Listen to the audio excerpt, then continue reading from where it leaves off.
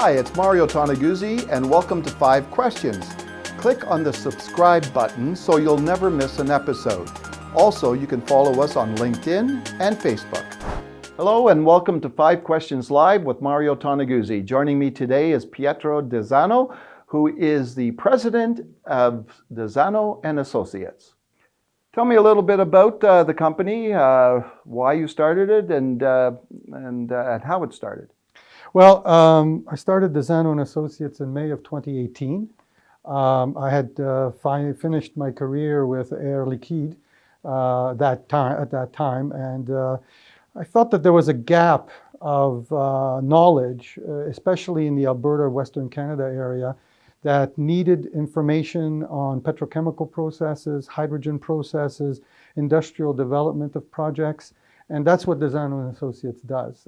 It provides that type of project development in the pre-development stage. Okay, and imagine there's a lot of people out there doing what you do. What differentiates your company from other boutique consultancies? Okay. Well, there's a misperception or misconception, I should say, that there are many people doing this. Most of the time, this type of work is done internally with internal staff of large petrochemical companies, say like a Pembina now or an IPL or Suncor. Over time, those types of people have been let go or they've been changed into different positions.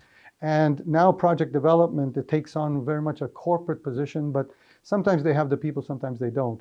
And what differentiates my company from others that try to do that is that we look at things holistically. We look at how the project has to be fitting into a demand structure for, is there a real demand for the product first? A lot of people will look at, I have a feedstock, can I do something with it? And I come from the point of view is, did you define the demand of what you want to do and then build it backwards? So that's number one. Number two, we have a lot of experience in the petrochemicals industry, in the hydrogen industry, and we have people who have personally developed multi-million, multi-billion-dollar projects for large companies when they were in those companies. Mm-hmm. And now we are trying to extrapolate that for others. It's very boutique. I can call on some people that I trust to bring in more power, more firepower on a project, but definitely our experience will show. What projects are you working on right now? Some of the things that we're noticing is that there's less petrochemical type projects that are being looked at, but we're looking definitely at a lot of hydrogen projects. Mm-hmm. So hydrogen can be defined as gray, blue, or green. Gray hydrogen is hydrogen that is just produced from fossil fuels. Blue hydrogen is, they're produced from fossil fuels, but you capture the carbon dioxide and you try to sequester it. And Alberta has that strength, it could do that. But what other companies or other industries are looking for is green hydrogen, where you're getting electricity from a solar power or from wind power farms, and that uses electrolysis, and you have a green hydrogen. You can use that, all of the hydrogens are the same, it's just the way they're produced, but you could use the hydrogen now for different processes. Green hydrogen is more expensive, and what I'm being asked to work on is, how can I fit the green hydrogen into a price structure? How can I make it better? How can we fit it in? Who should we be looking at? Which suppliers might help better on one project versus another? Mm-hmm. So those are the types of projects I'm working on. Most of them are those. I still get one-offs where, can you help me on a methanol project? Can you help me review what I've done objectively? And I'm doing this on a global level. This morning I was speaking to some people in Nepal, some other people I've talked to in California. But most of my work is essentially in Western Canada. It's Mario Toneguzzi. Do you want to highlight your company on my next episode of 5 Questions? Click below.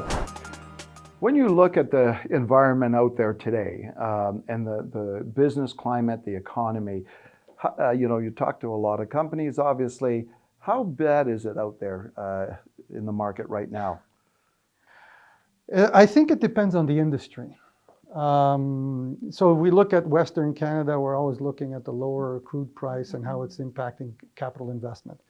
That definitely has had an impact. And I'm hoping that, with the cutbacks maybe in Saudi Arabia, pricing will come back to a more sustainable level of around $60, $70. Hope. The petrochemicals industry is a bit different. That is driven more by two things: the feedstock costs and the product demand.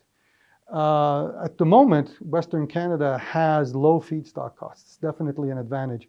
But its location and the demand that's going on because of COVID-19 and all the uncertainties that have happened, it's putting a real damper on what companies see and can forecast as to what their projects are going to do. So let's assume you want to make, just taking an example, styrene, okay? That's used in packaging. Are people using more of it? Are people using less of it? COVID-19 has changed everything, and they can't seem to forecast as much. On the other hand, hydrogen as an industry is really coming up to terms. The government of Canada wants to have a strategy. The Western Canadian provinces want to have a strategy. So I can see that being independently linked to the crude price or to what's going on.